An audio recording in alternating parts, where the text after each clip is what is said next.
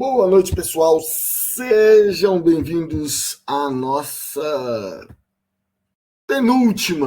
provável penúltima aula da disciplina de séries temporais e processos estocásticos. Gente, o tempo voou desde aquela fatídica aula de probabilidades, né?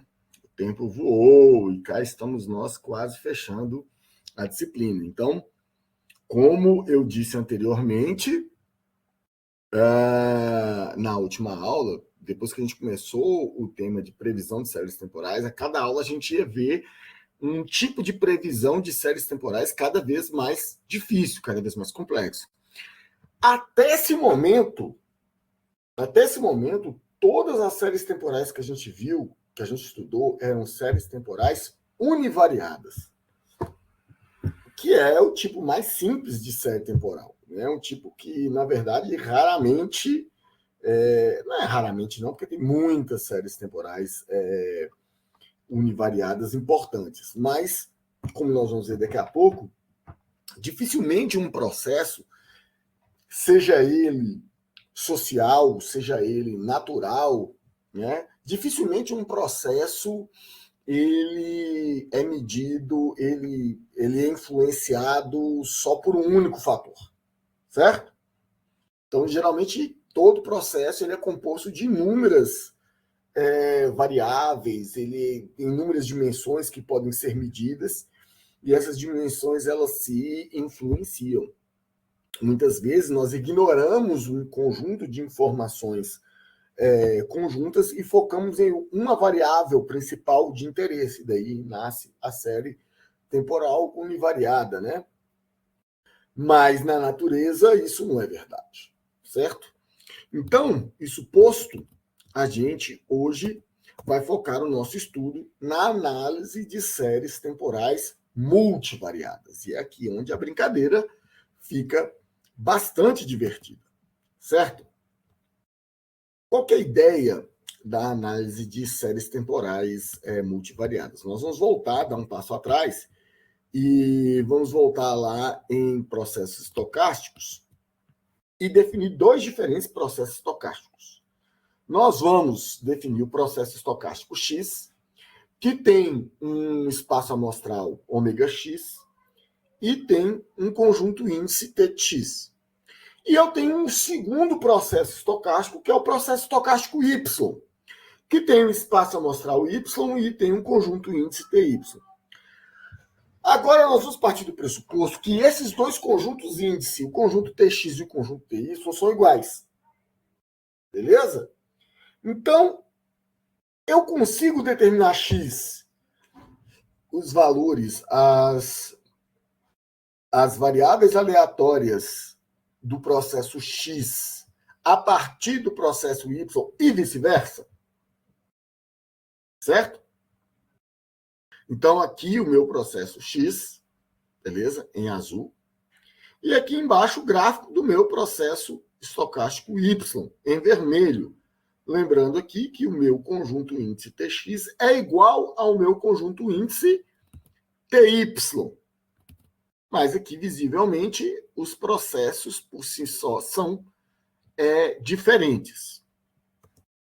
Então, nesse momento, a gente vai determinar o que é a autocovariância cruzada. A gente conhece a autocovariância, né, dos processos estocásticos univariados como uma medida de que o quão parecido é linearmente, o quão linearmente parecido é uma amostra em relação às suas amostras vizinhas, né, a distantes por um determinado intervalo de tempo, né, que é o que a gente costuma chamar de lag, esse K. Então, essa é a autocovariância. No caso de séries multivariadas, a gente tem a autocovariância cruzada, que aí eu estou olhando dois processos estocásticos e eu estou olhando o quanto que valores passados de um processo estocástico X impactam ou se assemelham com um valor no processo estocástico Y. Daí é que vem o cruzamento da covariância. Então, veja bem, se eu tenho uma série temporal multivariada ou um processo estocástico multivariado, eu continuo tendo a autocovariância, que depois vai nos gerar a autocorrelação. Então, eu tenho o ACF de cada um deles, do processo olhando para dentro do processo, né? O impacto do processo nele mesmo.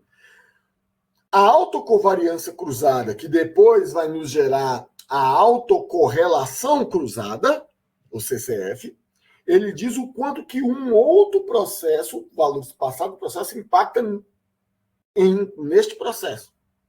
Então, você pode olhar por essas duas dimensões, o impacto de valores passados do processo nele mesmo e o impacto de valores passados de outro processo neste processo atual.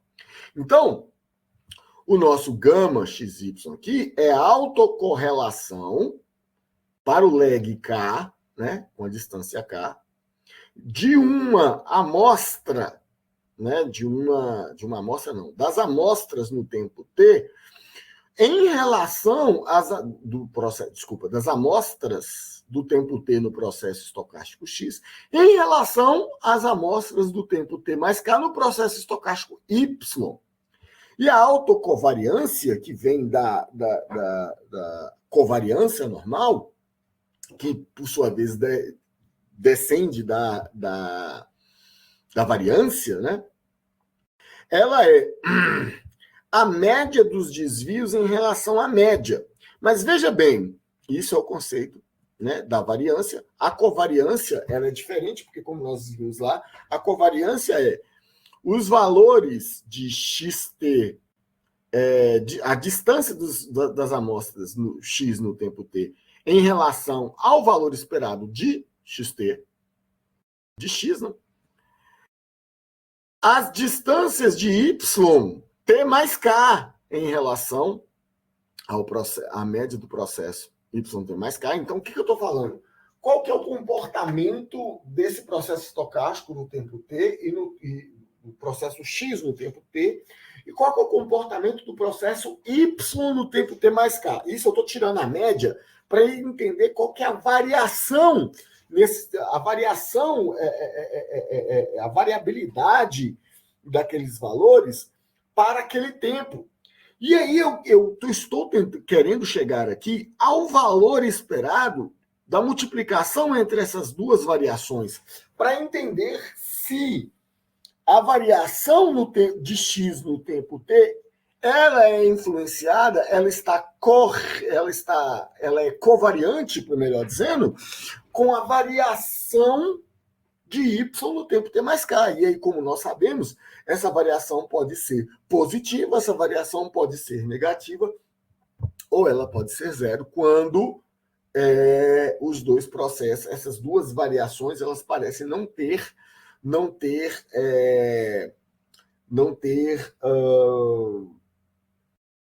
uma variação conjunta, certo? Quando elas não estão relacionadas. Então, no final das contas, é a esperança matemática, isso tomado em relação à variável x, e isso é importante, porque a autocovariância cruzada ela é direcional. Você medir a autocovariância de x para y é diferente de você medir a autocovariância de y para x. Certo? Então, esse valor, esse operador de esperança, ele é tomado, lembrando que a esperança é um valor multiplicado pela probabilidade daquele valor dentro, né, seguindo a distribuição de probabilidade da variável aleatória x. Então, a nossa perspectiva aqui é o valor esperado desse conjunto de variações aqui sob a perspectiva da variável aleatória x. Né? Isso aqui também, depois de alguma manipulação, pode ser reescrito como o valor esperado de xy, e aí nós estamos olhando a distribuição conjunta, né, de xt multiplicado por xt mais k, menos o valor esperado de x em relação a tx multiplicado pelo valor esperado de yt mais k. Então, essas duas fórmulas são equivalentes, uma é derivada da outra. O que a autocovariância cruzada vai nos dizer? Ela vai expressar a relação de dependência linear entre uma amostra x no tempo t e uma amostra y no tempo t mais k. Lembrando que esse t pode ser no futuro, pode ser menos k também. Elas são elas são espelhadas, não, elas são simétricas. Olha, eu esqueci a palavra simétrica de novo. Então, se x e y não forem independentes, então eu consigo utilizar um para predizer o outro. Então, o que eu estou dizendo aqui? Se essa autocovariância, se as duas variáveis, e aí eu posso pegar e fazer um teste de valor, teste de independência, como nós já fizemos anteriormente, se a correlação linear entre elas for zero ou diferente de zero, mas não significativamente diferente de zero, eu posso dizer que eles não são independentes. Se x e y a correlação for zero, ou a covariância for zero, ou não for significativamente diferente de zero, eles são independentes. Mas, caso contrário, eu consigo utilizar um para predizer o outro, e essa predição será tão boa quanto maior for a autocovariância entre eles, independente do sinal. Certo?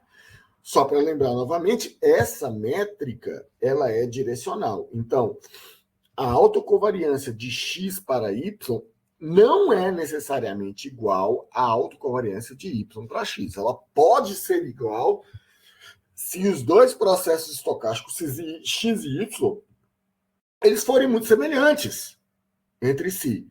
Mas se eles não forem muito semelhantes, mas ainda assim forem independentes, provavelmente esse valor dessa autocovariância cruzada ele será diferente. Beleza? Então, séries temporadas multivariadas, relembrando aqui que eu tenho o processo estocástico x e o processo estocástico y, a minha autocovariância pergunta assim, olha, esse tempo xt aqui, ele é influenciado pelo tempo yt mais 1, no caso aqui yt mais 2, ou 3, na verdade? Então, é isso que eu estou querendo investigar, certo?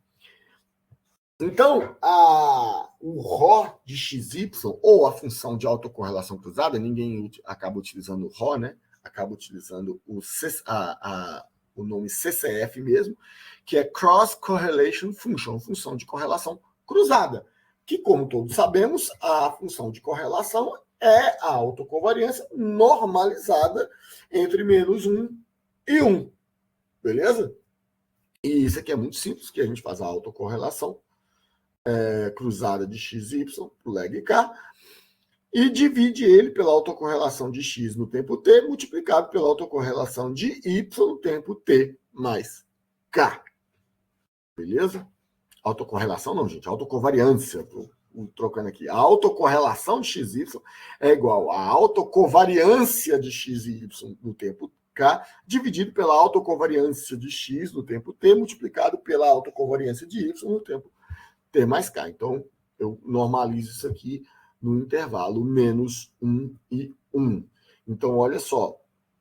Aqui eu tenho o ACF de x, beleza? Isso aqui é a autocorrelação cruzada de x com x, beleza? Aqui eu tenho a autocorrelação, né? Função de autocorrelação de y com y.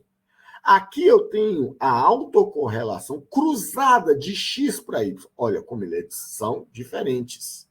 E pode ser que a autocorrelação cruzada de y para x seja igual, mas também pode ser que ela seja diferente. Então, no caso, com duas variáveis, eu tenho 4 informações muito importantes aqui para eu poder, que vai me auxiliar a entender o comportamento da série temporal que vai me ajudar a entender como eu posso utilizar uma para prever a outra, se é que isso é possível, certo? E daí eu consigo explicar melhor também os componentes internos de cada processo estocástico, a partir do ACF, que nós já estudamos anteriormente, e também como os componentes cruzados, né? Como que uma impacta na outra. Então, antes de mudar aqui para os processos vetoriais multivariados, vamos dar uma olhadinha no código. O código é vida, né?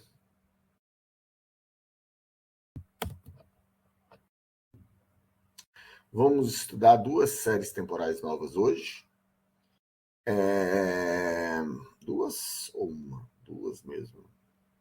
Duas. Então, a nossa primeira é uma série temporal que eu uso muito para fazer experimentos, que ela é uma série de temperatura e consumo energético na Malásia. Então, olha só. Carregando ela aqui. Ela tem a data da medição, tem a temperatura em graus Celsius naquela hora e a quantidade de, não sei se é megawatts hora ou quilowatts, não, acho que é megawatts hora ou gigawatts hora. Gigawatts hora não, né? Gigawatts minuto, no caso aqui. Enfim, a carga. Beleza? E, obviamente, o que é que nós estamos querendo aqui? Entender qual que é a influência da temperatura na carga, embora isso também possa ser medido, inferir um através do outro, ou predizer os dois juntos, certo? Então, só para vocês entenderem que, dá uma olhada aqui nessa série temporal, nós temos aqui aproximadamente 5.000 amostras da temperatura, né? Essas 5.000 amostras, elas são de um período bem vasto de tempo. E aqui eu tenho o consumo elétrico, aqui embaixo. Vamos fazendo uma amostra pequenininha só de 240 valores, beleza? Ou seja, nós estamos fazendo uma amostra de 10 dias. Horária, né? Horária de 10 dias. Então, olha só, aqui é a minha temperatura, né? E cada pico desse aqui é um dia, né? Nós contando 24 amostras aqui. São por horas ou é por hora? É por hora, né? 24 amostras. Falei minutos ali atrás, agora que eu percebi que são horas, viu? Então, para cada hora, beleza? E aqui os picos de temperatura nos mesmos horários, beleza? Então, olha só. Vai até 30 graus aqui. Montes Claros. Malásia também é um lugar quente, né? Aqui a variação térmica aqui pegou de 22 até 30 graus. 30 e alguma coisa graus aqui. Pela escala, 32 graus aqui no máximo. E aqui o consumo elétrico é relativo a isso aqui. Então, vocês vão ver que batendo o olho é fácil notar que é uma série temporal sazonal, né? É uma série temporal sazonal. Está aqui as sazonalidades, aqui tem vários meses ou anos aqui, né? Ela é bem sazonal, dá para ver claramente os picos aqui, né?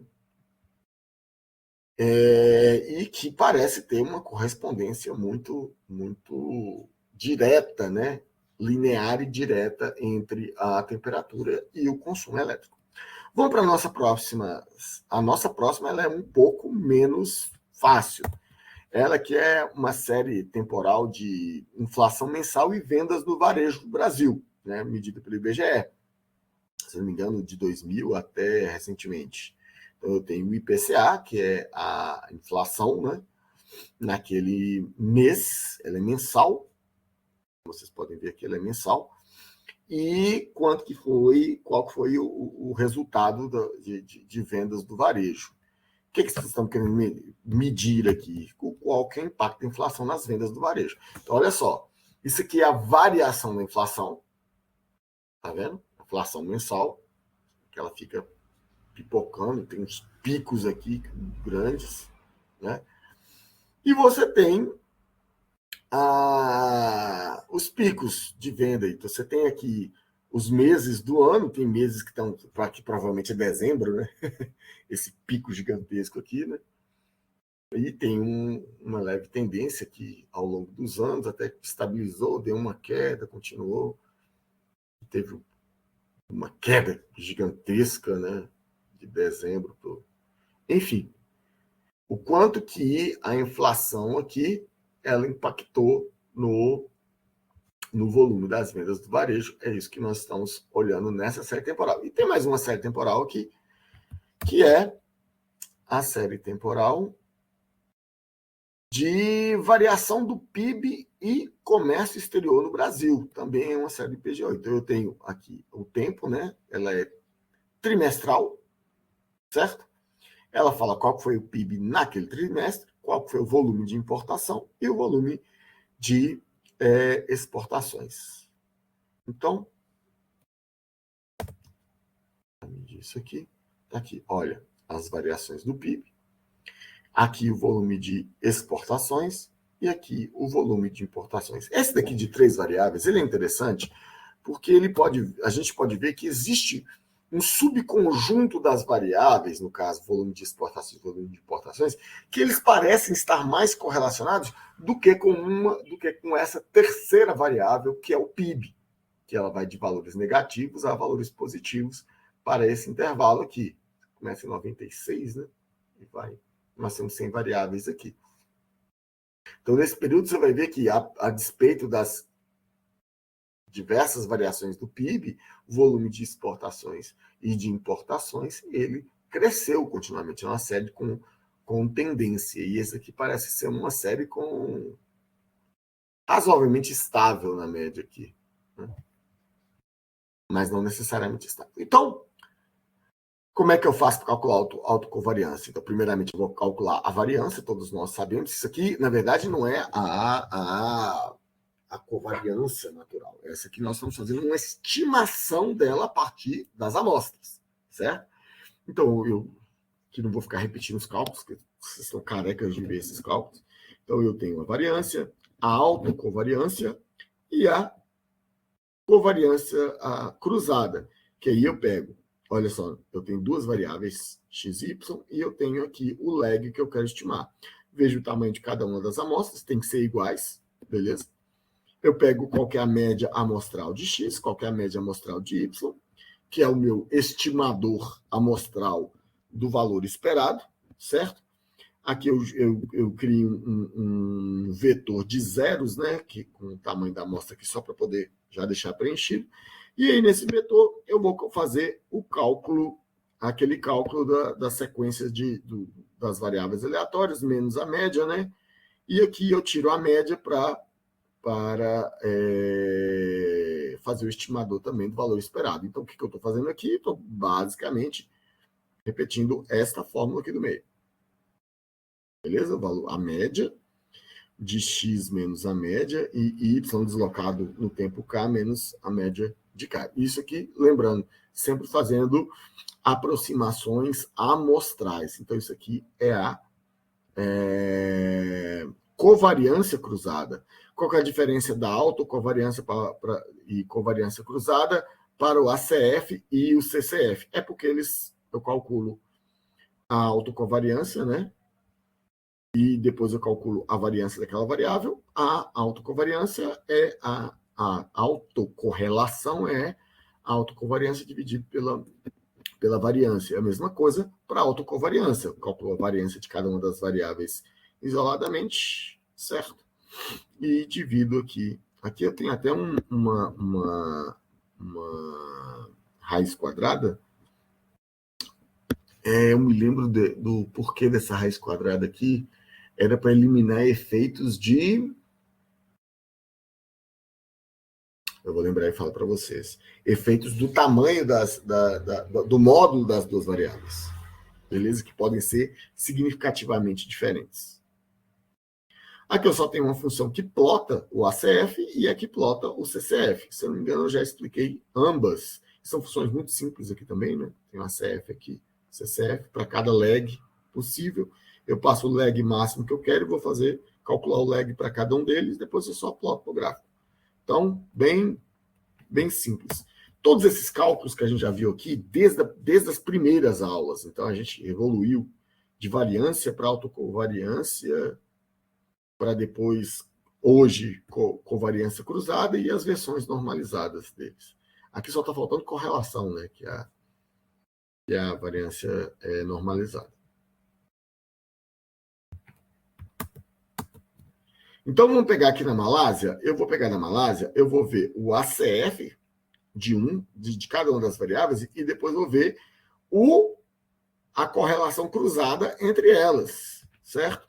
Então, só estou chamando os gráficos aqui e fazendo os cálculos. Ó, plot ACF, plot ACF, plot CCF, plot CCF. Dentro de cada gráfico deles, eu estou chamando as funções que eu defini anteriormente. Beleza? ACF, CCF. Então, tá aqui. Então, olha só, como eu peguei aqui 25, né? Porque a Malásia, essa série da Malásia, ela é uma série de hora em hora. Então, assim, se você pegar o efeito do dia, é interessante. Mas posso pegar um efeito, sei lá, de alguns dias, ao invés de aqui, de quantos, eu coloquei todo mundo, mas eu também, hein? Vou colocar um K aqui para ficar mais bonitinho, mais organizadinho. O K inicial estava de 24. Eu vou colocar aqui de 72. 72, exatamente para... Vai ficar um pouquinho pesada de se calcular, mas vai dar a informação que nós queremos saber.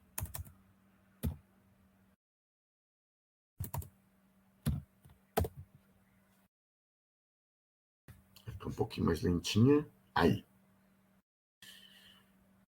Olha só que interessante. Aparentemente não tem nenhuma defasagem, não. Ela continua sendo uma série muito bem, uma série sazonal, muito bem comportada, sem efeitos de decaimento. Provavelmente a gente enxergaria decaimento aqui se a gente colocasse, por exemplo, 10 dias de diferença aqui. Você vê que a correlação cruzada entre temperatura e carga também é perfeita. Olha, perfeita. Eu posso utilizar um para prever o outro com bastante precisão. Precisão não, né? Porque a correlação é de meio, mas é uma correlação significativa, né? A própria CF de temperatura também é pouco maior do que meio, né? Para cima aqui, para baixo daqui não. Vamos colocar aqui um prazo maior para ver se ela tem qual que é o decaimento ao longo do tempo. Vou colocar aqui 240. Vai demorar, esperem.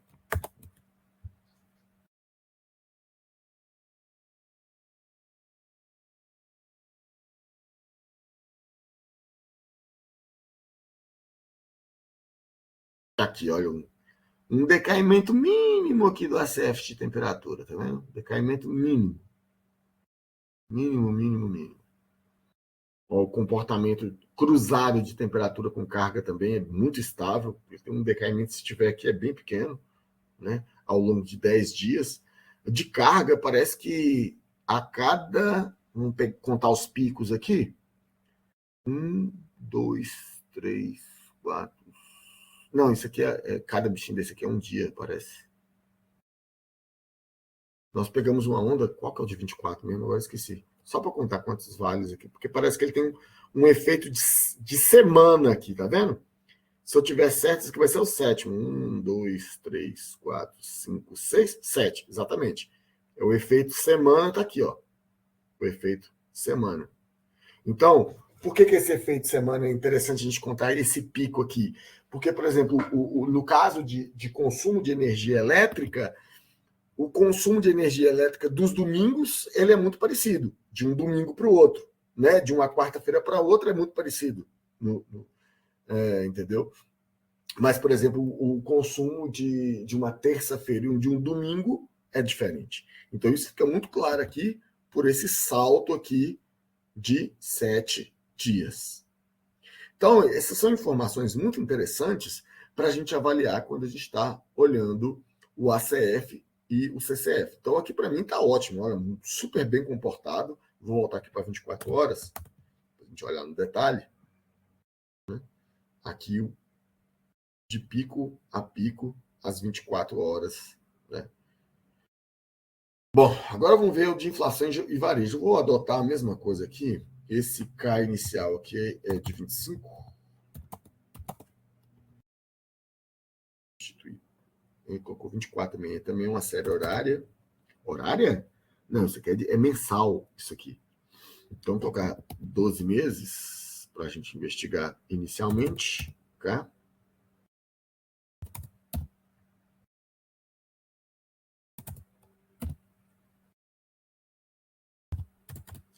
Vou colocar 12 meses para a gente investigar ao longo de um ano.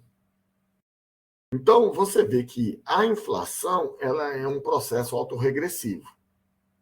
Um processo medianamente autorregressivo. E o varejo também é um processo autorregressivo. A inflação é um processo autorregressivo bem curta e o varejo ele é um processo autorregressivo de memória longa. Você vê que aqui vai decaindo bem devagarzinho. Agora, olha só que interessante. Qual que é o impacto do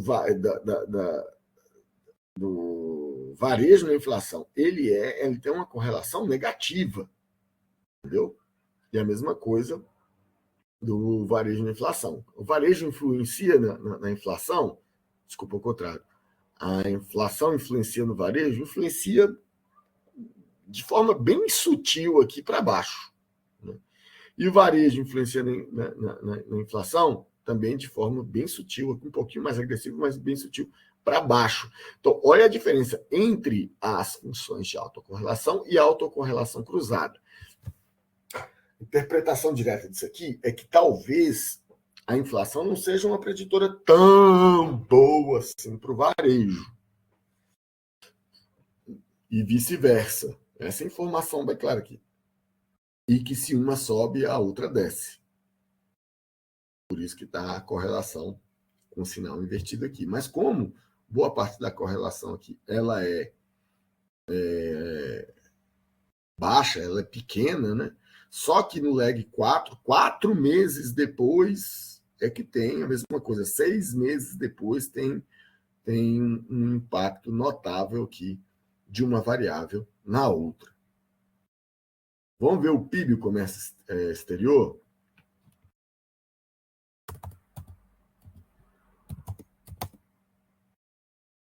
Eu coloquei de 12 meses, mas nós não investigamos aqui 24 meses para a gente ver ao longo de 2 anos. Segue, você vê que tem o varejo, ele tem um pico de 12 meses aqui, ele tem uma sazonalidade anual, ou seja, todo mês de dezembro tem um estouro de vendas. Todo mês quais são os meses mais comerciais?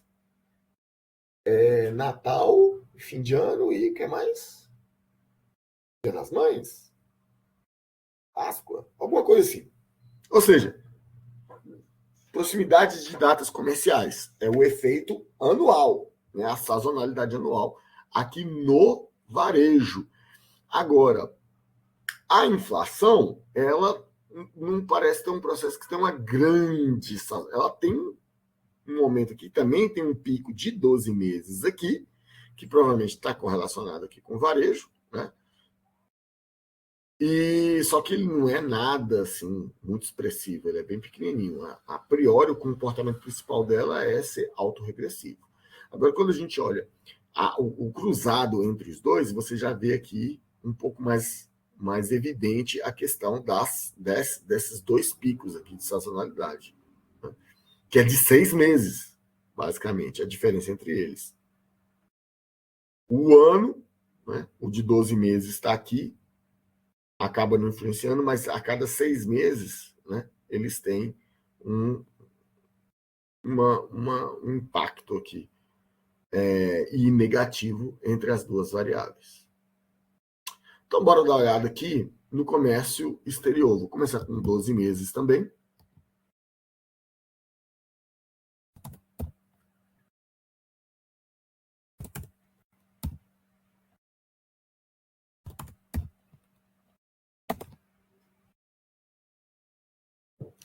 Então, cadê o... eu coloquei os CCFs separados aqui. Então, só os ACFs só a autocorrelação de cada um deles, está vendo? Processos que são O PIB, ele tem um Q muito pequenininho aqui de sazonalidade, né? Por que o 12 não chegou? E o ACF das exportações e importações, ele é bem autorregressivo. Uma memória bem longa. Vou colocar 24 meses aqui. Vou ficar mais 24 meses. Aí. Bem claro que o PIB ele é sazonal, tem meses, os meses onde... Isso aqui está conversando com essa série aqui, né? As séries onde o comércio está mais movimentado, aí você tem essa sazonalidade aqui, ó. Bem claramente aqui por volta do mês 12, né? Aqui tem, ela cai, depois dá uma subidinha. Então, ele tem uma sazonalidade, ele é um processo que mistura uma parte autorregressiva, que você vai ver que ele vai descendo, de memória curta, e um pouquinho de sazonalidade por causa desses movimentos sazonais da própria economia. Está aqui o ACF de exportações, que é claramente autorregressivo, uma memória aqui de praticamente 22, 23 meses, e a mesma coisa para as importações. Alguma coisa nessa minha função aqui ficou errada. Não sei por quê. Depois eu dou uma olhadinha nela aqui. Ela está terminando antes do...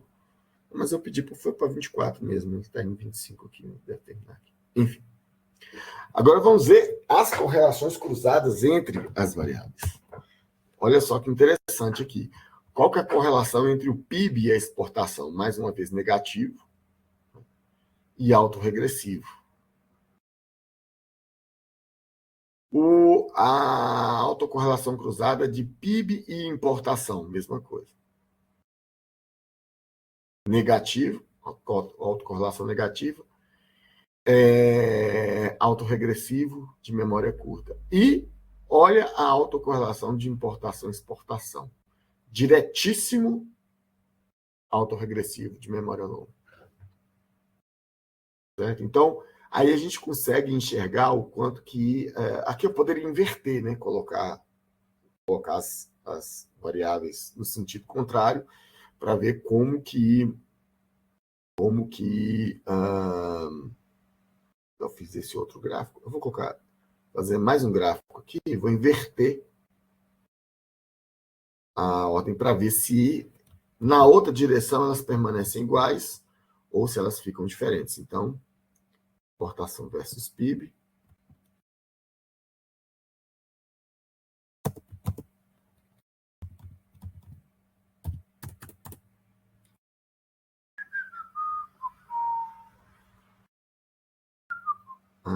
E aqui podia ter...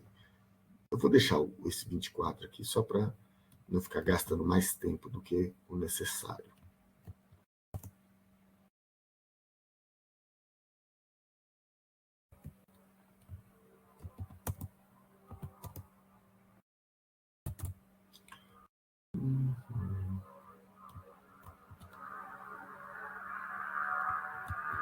Certinho.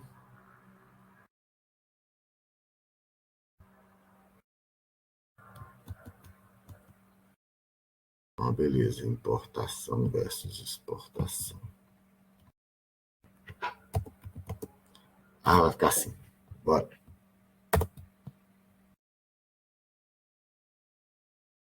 Olha, bem diferente. Olha a autocorrelação do cruzado de PIB vezes exportação. Olha agora exportação PIB. Claramente diferente.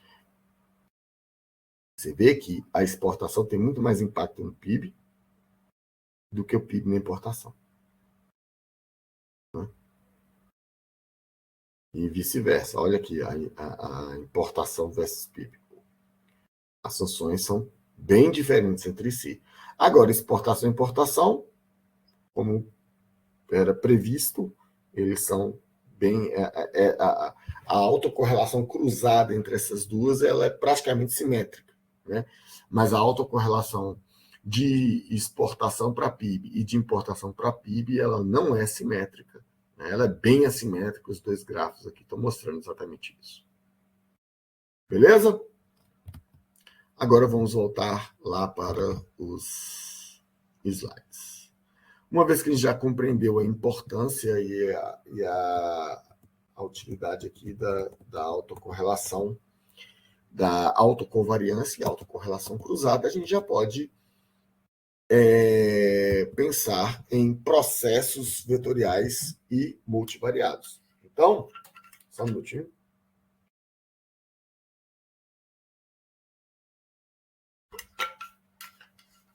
Nós começamos essa aula falando em dois processos estocásticos independentes, mas que eram sincronizados pelo conjunto índice T. Agora nós estamos falando, nós vamos mudar aqui e dizer o seguinte: eu tenho um único processo estocástico, que é dois-dimensional. Então, o espaço amostral dele não é mais ômega x e ômega y, é um ômega z, tal que ômega z ele é o produto cartesiano, né, de ômega x e ômega y isoladamente. Então, agora o meu processo Z, cada amostra dele tem dois valores, certo? Então, eu posso generalizar isso para N dimensões, né, para a enésima dimensão, e cada dimensão ela tem o seu espaço amostral, mas o espaço amostral do processo estocástico é a combinação de todos esses processos. Né? Então, todos os processos que fazem, todos os subprocessos que fazem parte desse processo estocástico multidimensional ou multivariado, eles estão sincronizados no conjunto índice, beleza? E aí, obviamente, cada subprocesso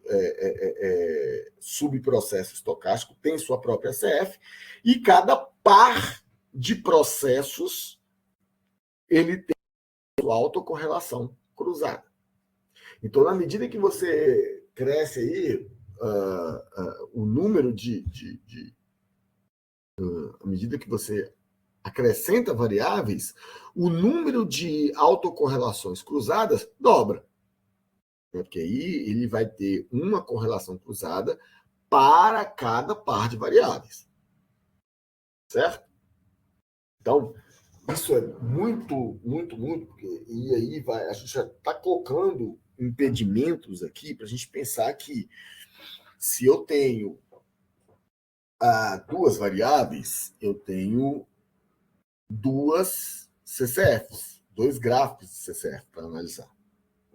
Se eu tenho três variáveis, eu tenho 6 gráficos de CCF para analisar. E à medida que eu vou acrescentando, esse número vai aumentando, até que chega uma hora que fica inviável você tentar observar qual é o impacto de todas as variáveis umas nas outras, e você pelo menos fica inviável de fazer isso manualmente, certo? E aí a gente chega na discussão das séries temporais de alta dimensionalidade, que aí você precisa passar por um tratamento, né, de redução de dimensionalidade para poder conseguir trabalhar com elas. Então, nesse contexto, a gente tem vários tipos de modelos. Os modelos do tipo CISO são aqueles que a gente já viu. Você tem uma entrada e você tem uma saída, que são os processos estocásticos unidimensionais ou as séries temporais univariadas. Tudo aquilo que a gente já viu até aqui. Autorregressivo de médias móveis, ARIMA, alisamento exponencial, roto-índice e por aí vai.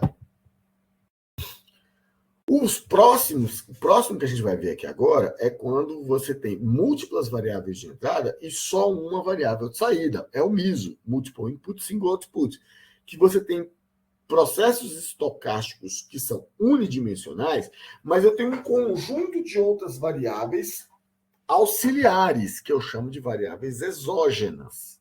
Então, aí, nesse caso, eu tenho o autorregressivo com variáveis exógenas, autorregressivo de médias móveis com variáveis exógenas, Arimax e por aí vai. E, por fim, eu tenho um modelo mais complexo, que é o modelo do tipo MIMO, que são múltiplas entradas e múltiplas saídas, certo? que são os PF, os processos estocásticos multidimensionais. Neste caso, toda variável de entrada é também predita. Aí eu tenho o Vector Autoregression e o Vector Autoregression Moving Average. São os dois principais modelos desta categoria. Então, bora lá. Então, vamos ver modelos com variáveis exógenas. O que seria variável endógena e variável exógena? A variável endógena é aquela que você quer prever. Então, geralmente, é uma variável independente, é uma variável mais importante, é aquela sua variável objetiva, aquela que você está focada nela.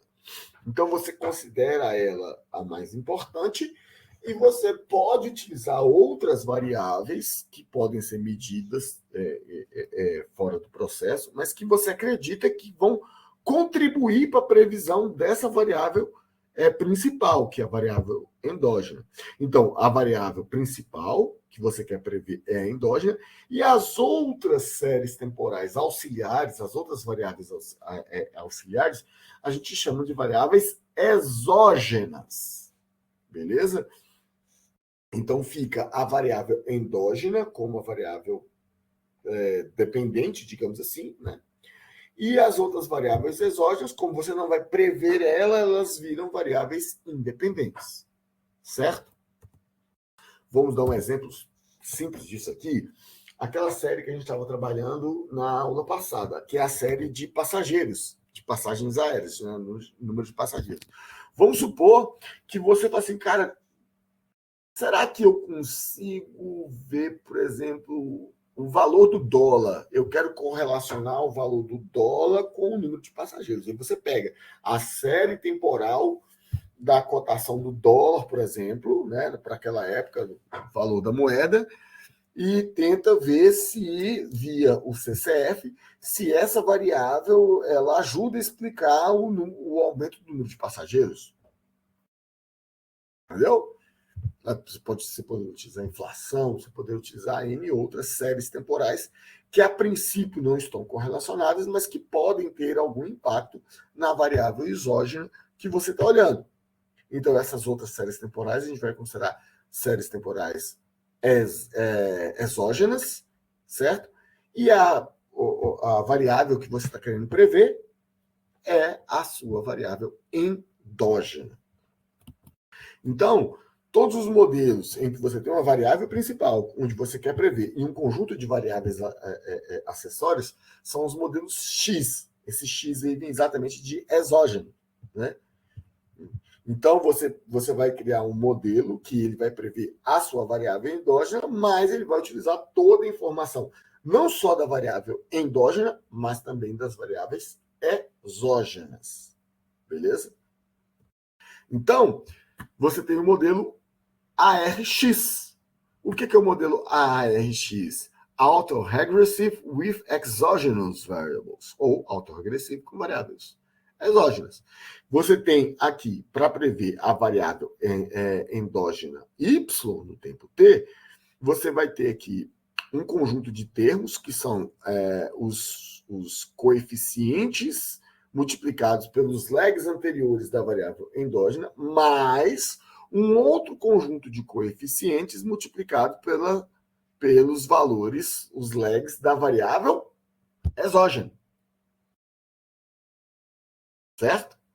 Então, veja bem, nesse caso aqui, eu tenho dois parâmetros. O P, o que é o P? A quantidade de defasagens, de lags, né, da variável endógena. E eu tenho o R, que é a quantidade de defasagens da variável exógena.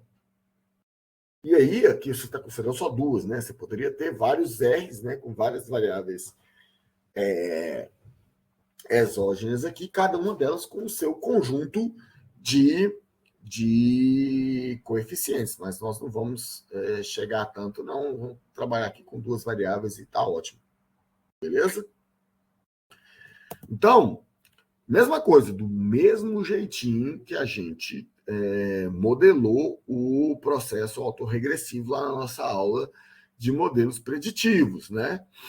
você tem o vetor aqui de coeficientes. Os primeiros coeficientes são os coeficientes alfa da variável endógena, que vão até aqui, e os últimos coeficientes θ são das variáveis exógenas, certo?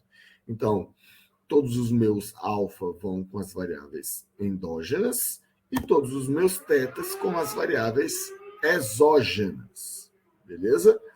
E forma essa nossa equação de autorregressão aqui em cima. Bom, obviamente, a gente vai utilizar exatamente o mesmo mecanismo que a gente utilizou para estimar, né, os coeficientes, que foi os mínimos quadrados ordinários. Então, a nossa matriz, né, como que a gente vai montar aqui a matriz de desenho? Você vai ter, a gente vai resolver um sistema linear aqui, né? Você vai colocar os valores esperados, né, que são os valores futuros da variável. Aqui, seguindo a mesma ordem aqui dos coeficientes, né? Você vai colocar primeiro estimar os coeficientes da variável endógena e, na sequência, colocar os da série exógena, beleza? Então, você está sempre prevendo a variável endógena. Os primeiros coeficientes são o primeiro bloco da matriz aqui, que são os valores da variável endógena. O segundo bloco são os valores da variável exógena. Mas quando você for resolver esse sistema linear via mínimos quadrados, não importa quem é endógeno ou quem é exógeno, porque ele considera tudo isso aqui uma matriz. Isso aqui é uma matriz, uma grande matriz. Isso aqui é um grande vetor, isso aqui é um outro grande vetor. Então, para eu chegar nesses valores desconhecidos aqui, eu vou aplicar exatamente o método dos mínimos quadrados. Isso aqui transposta multiplicado pelo normal e inverte multiplicado pelo inverso disso aqui multiplicado por isso aqui, tem a fórmula aqui na frente. Nós já vimos. Beleza? Como eu disse anteriormente, eu posso estender o modelo RX para quantas variáveis exógenas eu quiser, né? Aí eu vou ter vários subconjuntos de variáveis aqui, né? Beleza? E aí eu posso ter N variáveis exógenas e o meu R pode ser diferente para cada uma dessas variáveis exógenas, e aí a minha equação de regressão ela fica um pouquinho maior, porque aí ela vai ter um somatório de cada uma das N variáveis exógenas, e para cada uma dessas variáveis exógenas, eu vou considerar R defasagens. Beleza? Bom, voltando aqui para o caso mais simples. Aliás, deixa eu mostrar aqui no código. Sempre temos um código. Então, eu tenho aqui a minha função de legs.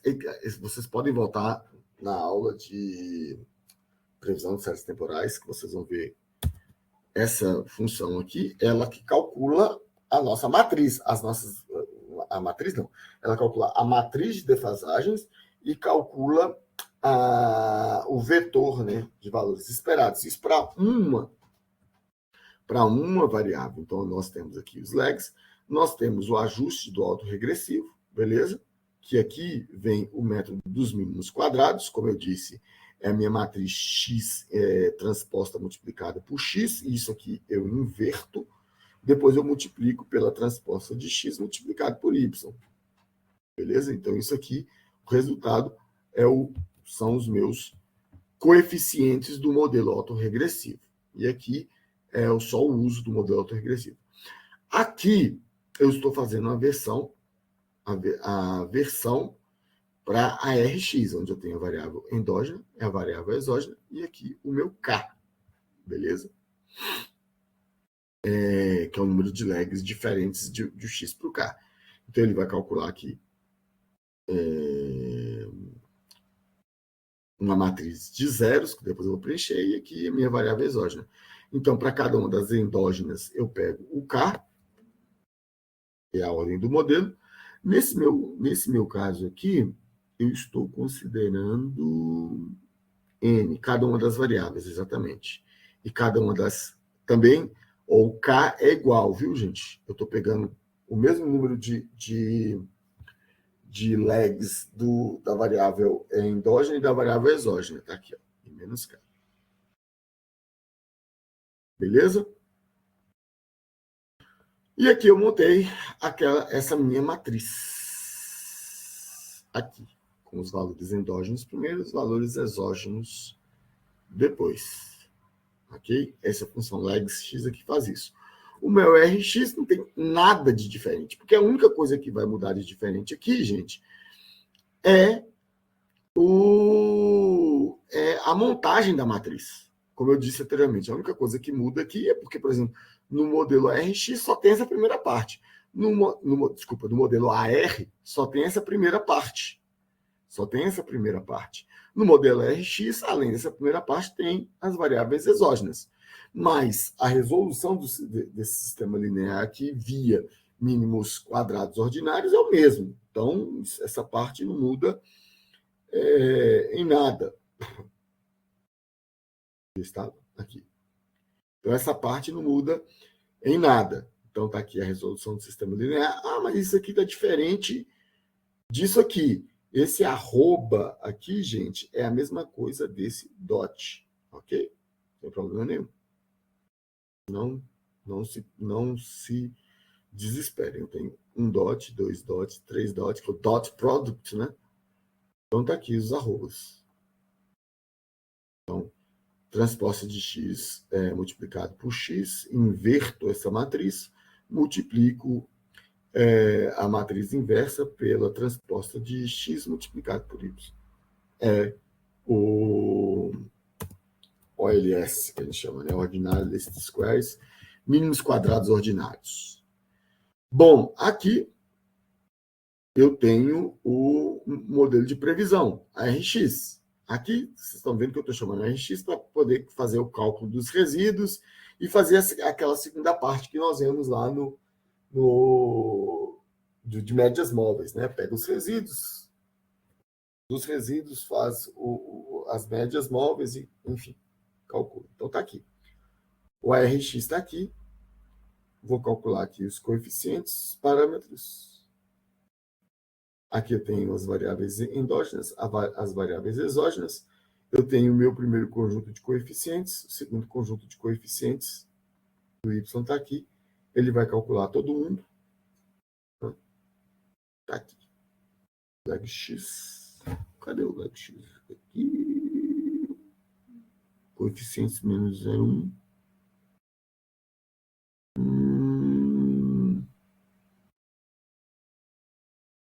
Espera aí, que eu estou vendo uma coisa diferente aqui. Vou fazer um teste aqui, pessoal.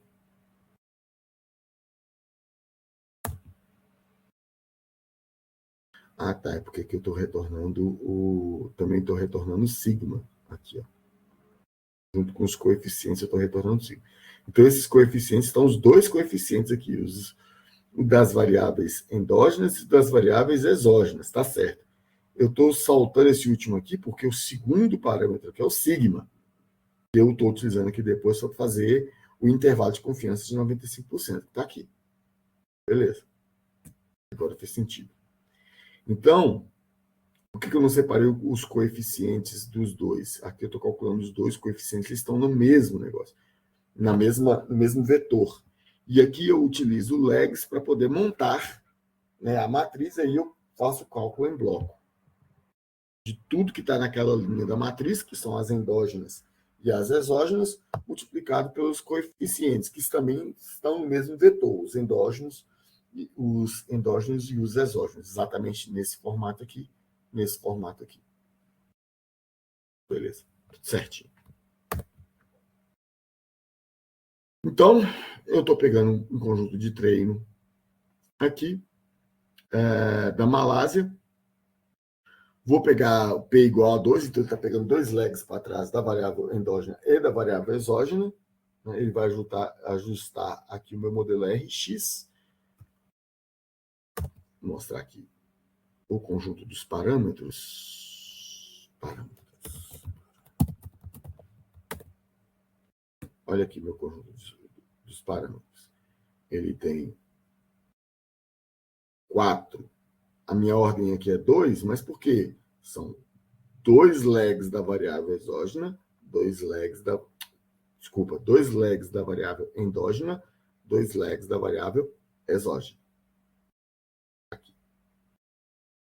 Então, o que eu estou fazendo aqui? Eu estou utilizando, olha só,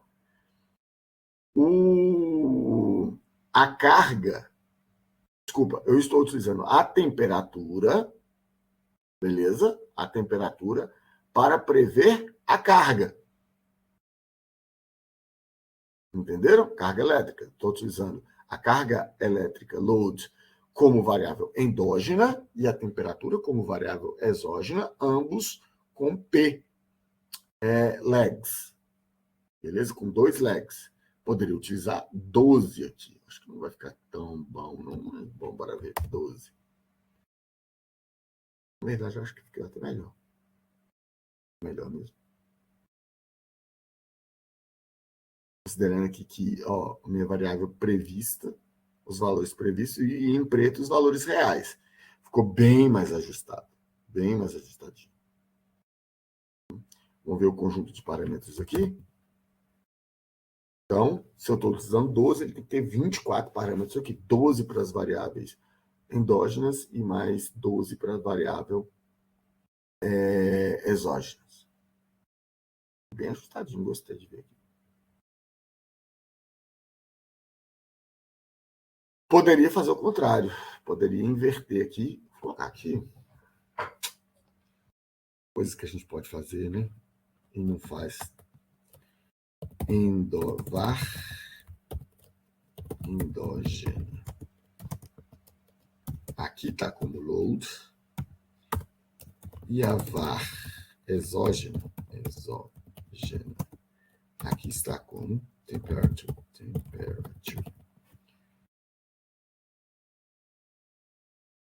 Fazer isso para a gente poder inverter.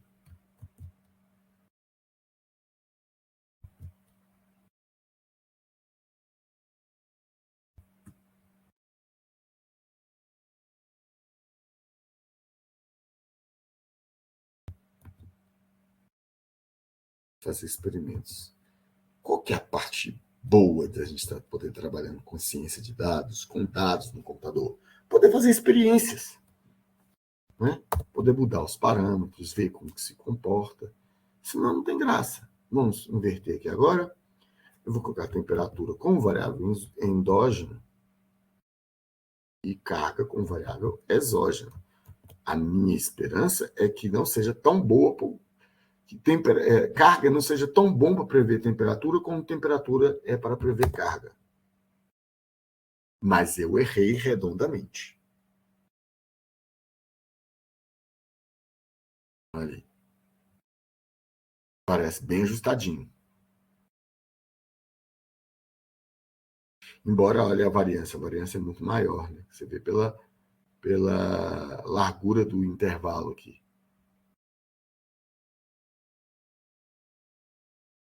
Se eu diminuir para 2, igual estava anteriormente, 2 lags só, ainda assim prevê bem, viu?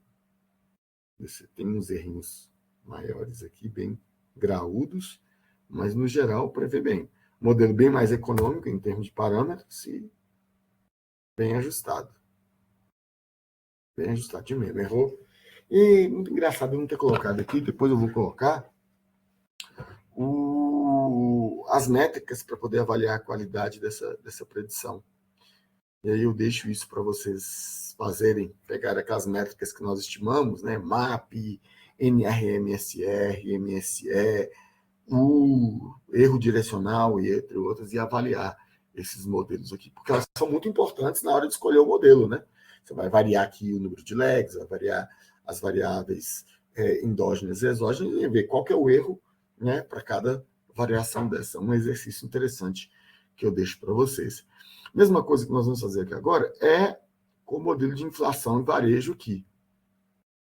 Ele está utilizando o IPCA como variável auxiliar para vendas varejo.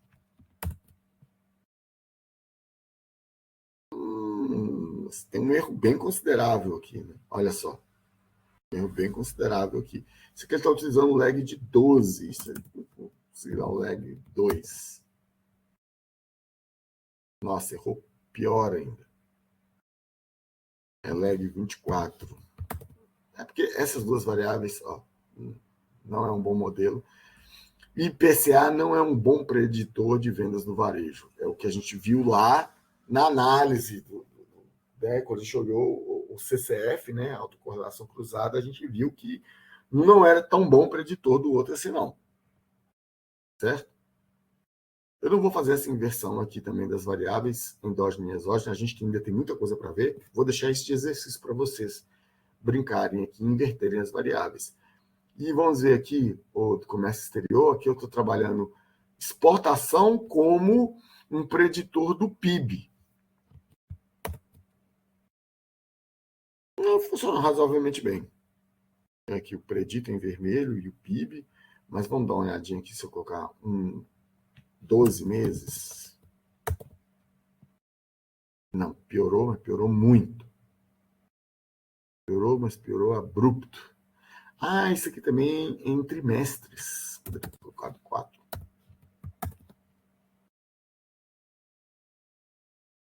Menos ruim. Bom, de tudo isso aqui, gente, voltando aqui agora, nós temos o modelo Armax. O modelo Armax, ele é o modelo ARMA, beleza? Depois de eu ter feito as predições com as variáveis exógenas, aí eu vou seguir a mesma loja do modelo ARMA. Eu vou pegar os resíduos, né, uma janela dos resíduos de valores conhecidos, e vou ver o que ficou para trás e vou fazer a predição dos resíduos. Mas aí a predição dos resíduos, ele obviamente ele não vai utilizar variáveis exógenas, né? Ele vai utilizar só a previsão dos resíduos em relação à variável endógena, que é a informação que ele tem, que provavelmente deixou passar. Certo? Então, o modelo ele fica bastante parecido com o modelo normal do Armax. Aqui você tem a parte autorregressiva da variável endógena, a parte autorregressiva da variável exógena, e aqui a parte autorregressiva com os resíduos. Né? Então, ele passa a ter só uma etapa a mais, mas essa etapa não é diferente, né? Porque você faz o modelo RX aqui, utilizando a variável exógena, e você tem uma série de valores da variável endógena, né? Que você vai prever dentro da amostra, em sample, vai achar os resíduos, daí você vai gerar a parte de médias móveis, que é a suavização em cima dos resíduos. Então, isso aqui não tem... Essa parte, depois do autorregressivo exógeno aqui, essa parte aqui é exatamente igual, não muda nada do modelo ARMA. A única coisa que muda é a autorregressão inicial, que ela utiliza variáveis exógenas. Então, só isso. Nada demais.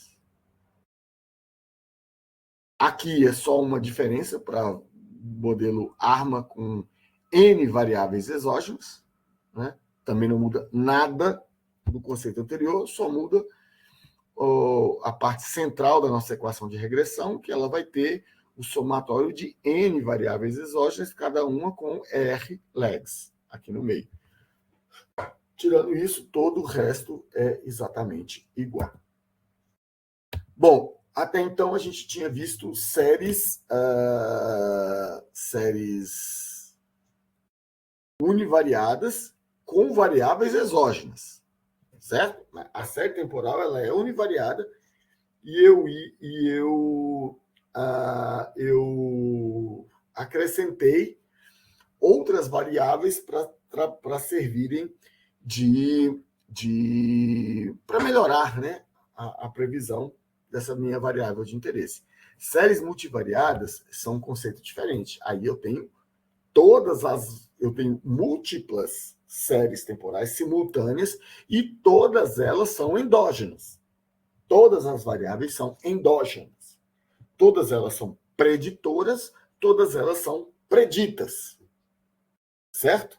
Então, nesse caso, eu utilizo um tipo de modelo diferente, que é o modelo de autorregressão vetorial. E nesse caso, no modelo de autorregressão vetorial, eu estou utilizando todas as variáveis para prever todas as outras variáveis.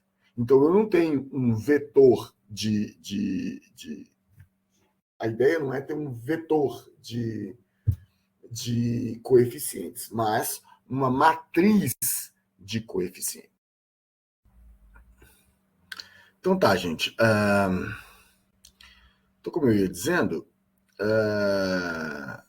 eu tenho uma série multivariada, lembrando que cada amostra dessa série tem N variáveis, certo?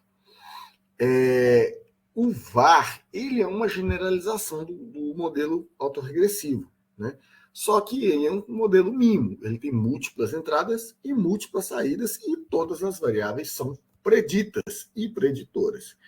Então, um modelo autorregressivo vetorial de ordem P, ou VAR-P, né, de ordem P, ele é dado por, aqui, a minha matriz, certo? A minha matriz A1, multiplicado pelo vetor Y, lembrando que esse vetor, a setinha em cima aí, é exatamente para dizer que cada amostra ele tem N valores, certo? Então, para cada lag, para cada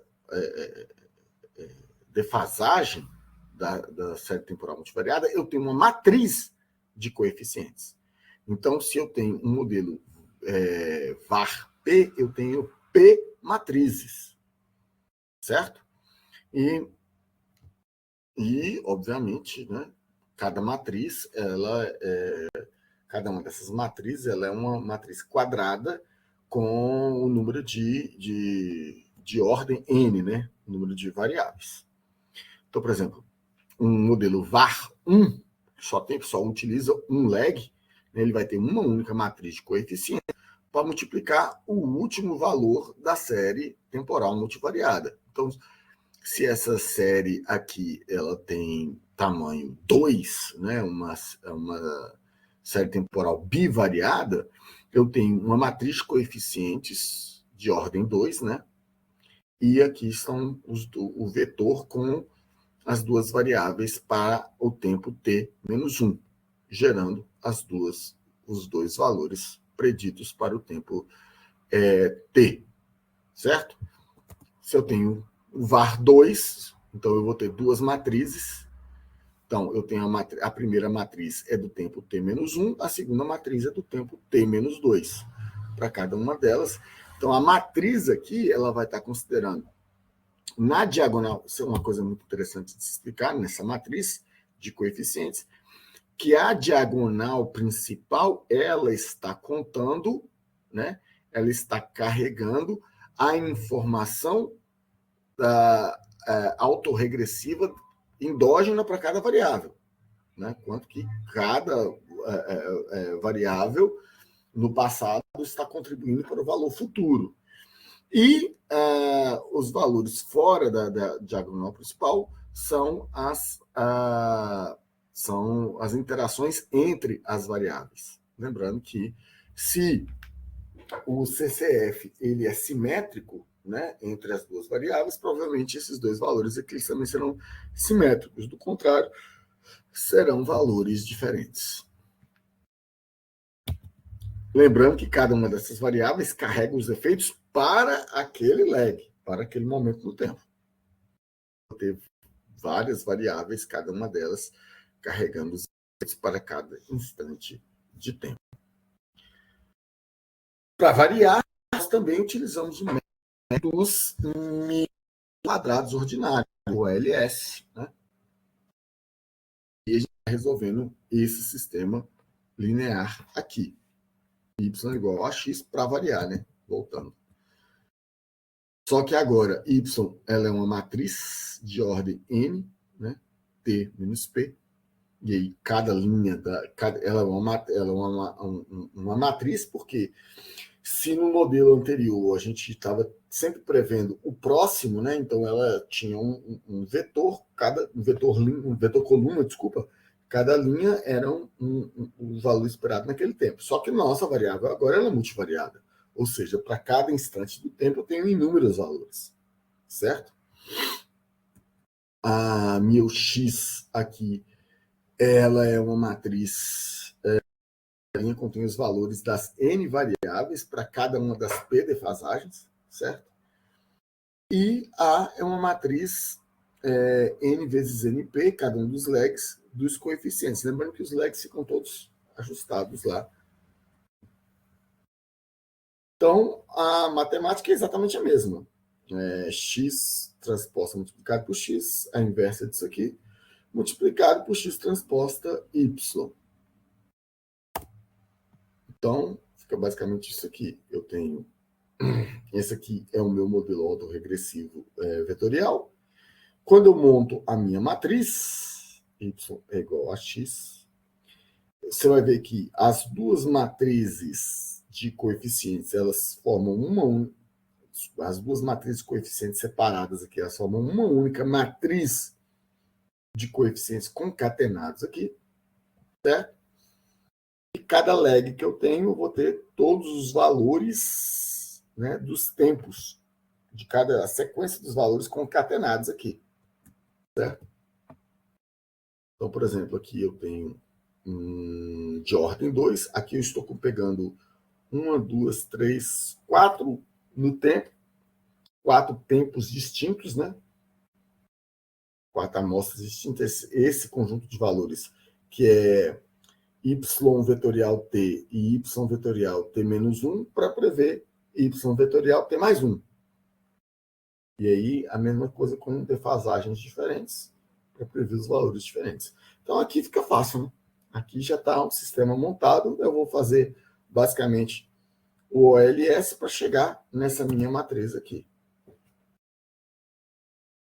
Bom, no modelo, a gente vai ter que calcular o sigma a partir de todos os resíduos, né?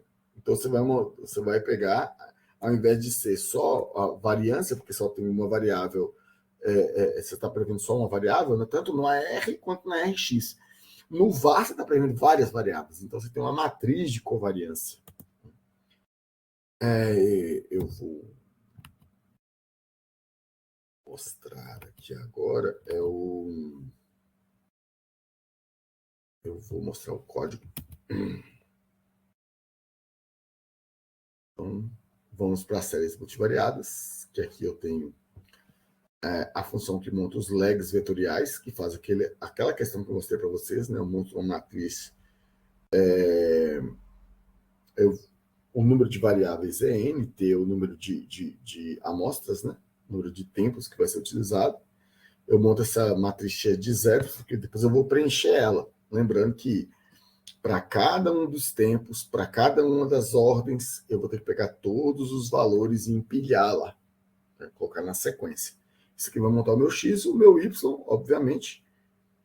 Eu pego a sequência de dados, só pulo, né? Eu pego a série histórica, só pulo os legs, né? E dali para frente eu continuo. Então, o meu var está aqui. Cadê o ajustar var? Então, está aqui ajustar var, exatamente a mesma forma. A questão é só montar as matrizes x e y, exatamente a mesma forma. Chego aos meus coeficientes.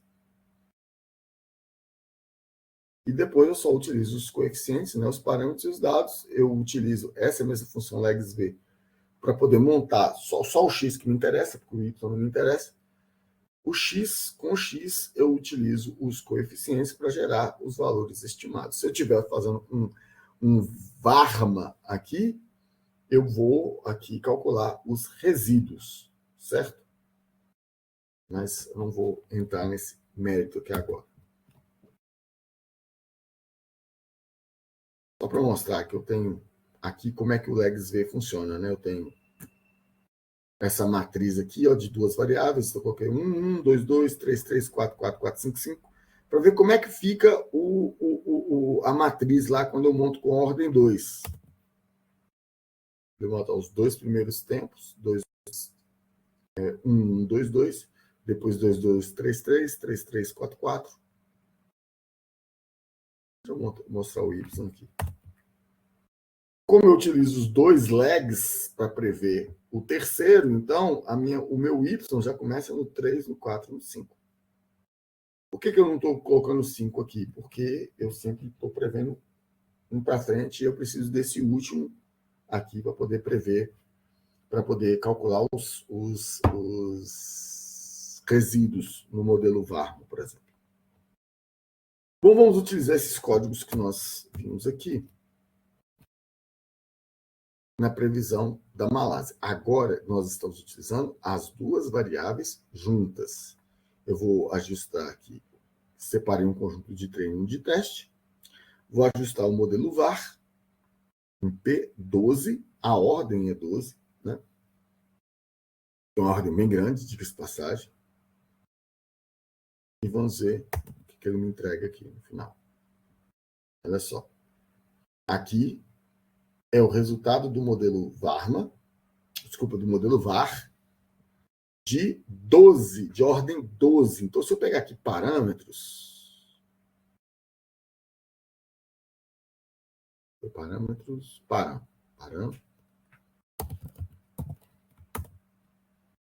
o tamanho do modelo. Por que esse tamanho? Mas esse último aqui embaixo é a matriz de covariância. Viu? Então, aqui eu tenho todos os parâmetros são só duas variáveis, né? Então, eu tenho 12 matrizes de 2 por 2 aqui, teoricamente. Certinho aqui, ajustar VAR. O ajustar VAR está retornando sigma. Isso, está retornando sigma. Então, essa aqui é a minha matriz de covariância, está aqui. A matriz de covariância está aqui no final. E aqui estão os meus parâmetros. E com esses coeficientes, eu pego os meus dados de teste e utilizo esses coeficientes para fazer as previsões que estão aqui. Vai ter um modelo bem ajustadinho, lembrando que ele é um modelo mínimo, né? Não está sendo utilizado para prever o outro. Original e previsto aqui. A inflação em varejo, eu estou utilizando IPCA e vendas varejo, né? Um para prever o outro, eu acho que não vai ficar muito bom. Pelos motivos que nós já vimos antes, né? Eles são... Agora, se eu pego vendas varejo e... esse aqui é só IPCA e vendas varejo. O outro que tem importações e exportações, que é mais fácil de vender. Vendas varejo e IPCA, um não é um bom preditor do outro. Você olha aqui. A inflação razoável, mas vendas do varejo ficou bem ruim. Bem ruim. Se eu prever vendas sozinho, ele vai ficar melhor do que prever ele junto com a inflação. PIB comércio exterior, eu estou utilizando 3 variáveis. As 3 de entrada, as 3 de saída. Vamos lá? PIB, como sempre. Eu estou usando qual ordem aqui? 2. Poderia utilizar mais. Acho que qual que eu utilizei aqui? Foi 2 também? 3. 1. Só ordem 1 fica menos ruim. Quando eu coloco ordem 2, 2 últimos legs, já começa esse daqui é péssimo. Esse daqui, de PIB comércio exterior, ele está em trimestres. Então, eu estou utilizando 2 trimestres. Olha só. O meu previsto é o laranja. Ele errou bastante aqui, mas será o... Nossa, esse daqui não ficou legal com ordem 2. Deixa eu pegar a ordem 1 aqui só para mim. Não, mesma coisa. Mesma coisa. Curiosamente, utilizando exportações e importações, foi um bom preditor um razoável preditor do PIB. Ele errou só aqui no final, mas ele errou todas as variáveis no final. Vamos pegar 4.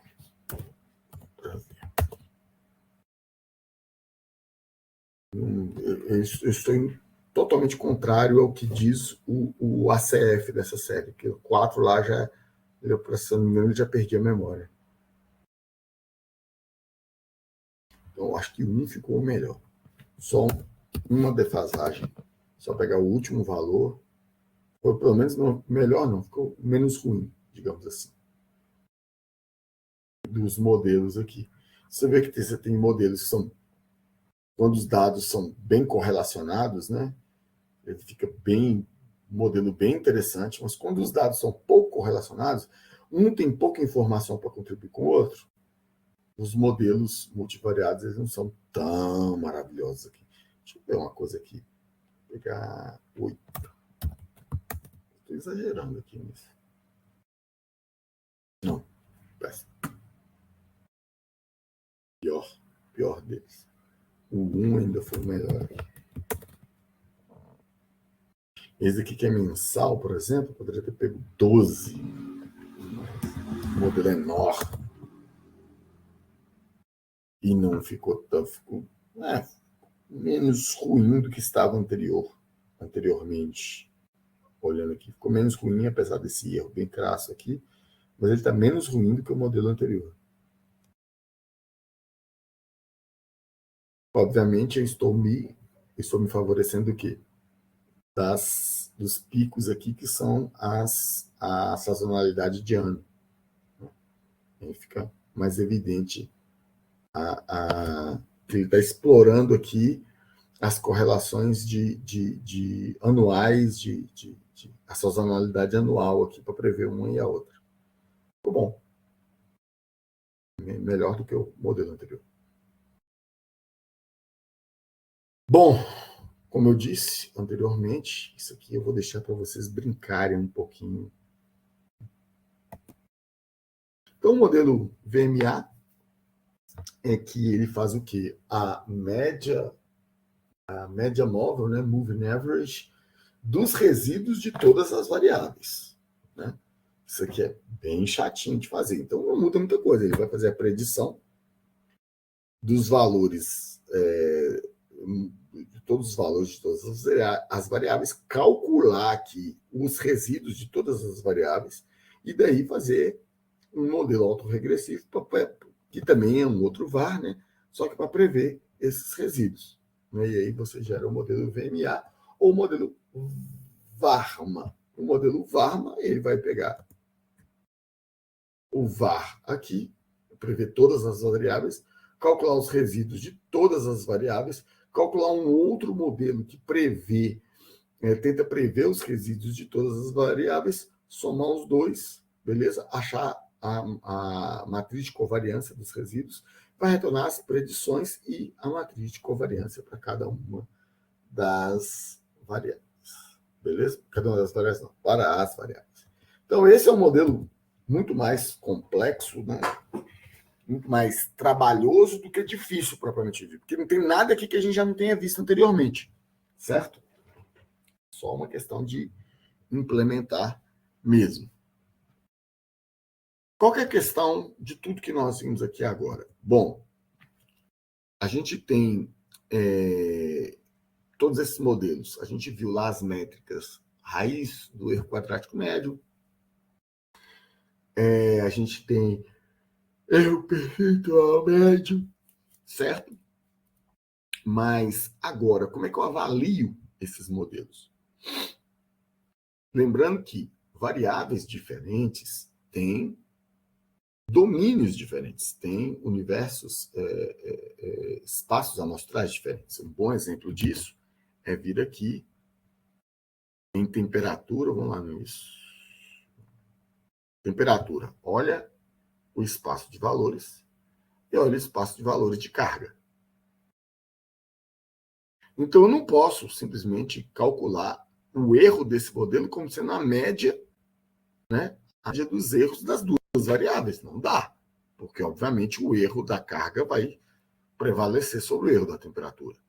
Então, você pode fazer o que para calcular a acurácia desse modelo? Você vai calcular o erro por variável, para começar, e você depois normaliza os valores das variáveis,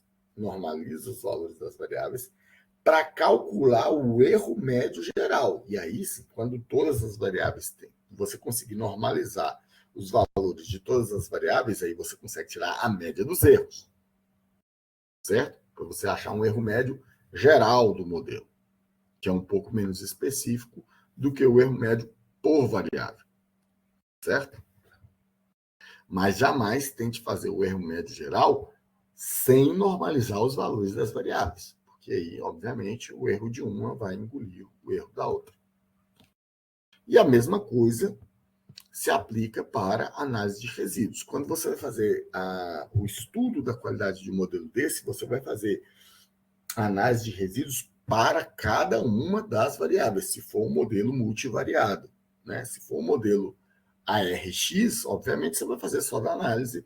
No caso, essa questão que eu estou falando aqui, de calcular o erro médio por variável, o erro médio geral, é para os modelos multivariados, porque os modelos do tipo MIMO.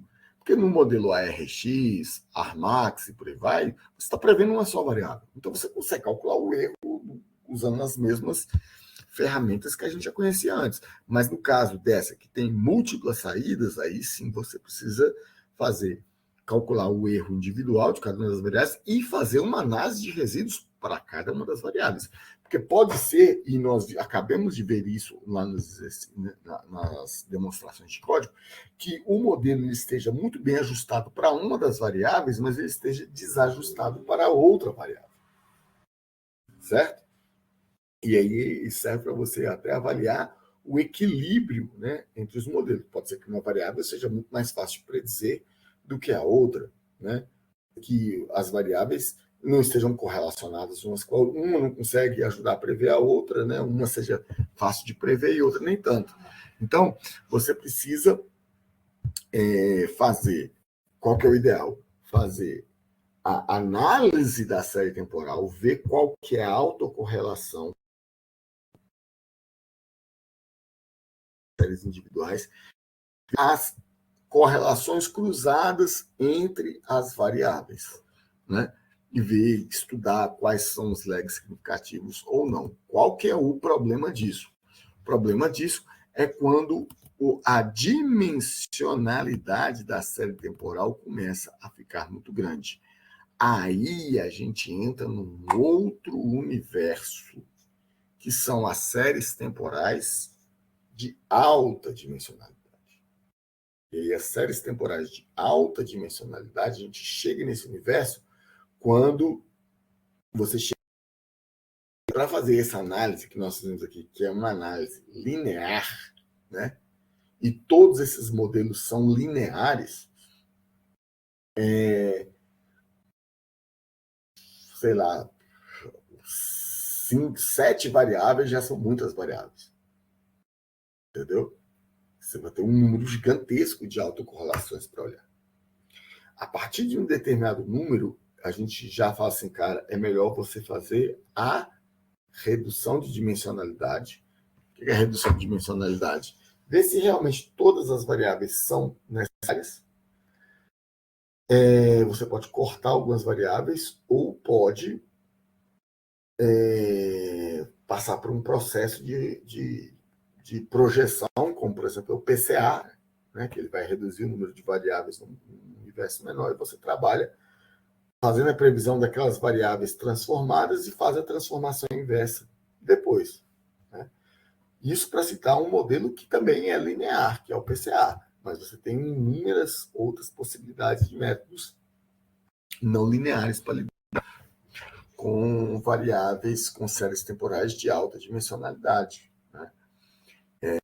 Eu comentava com o Gabriel que, vamos supor, por exemplo, a pessoa vai trabalhar com séries temporais de imagem de satélite. Então, você imagina que cada amostra dessa série temporal é uma imagem grande.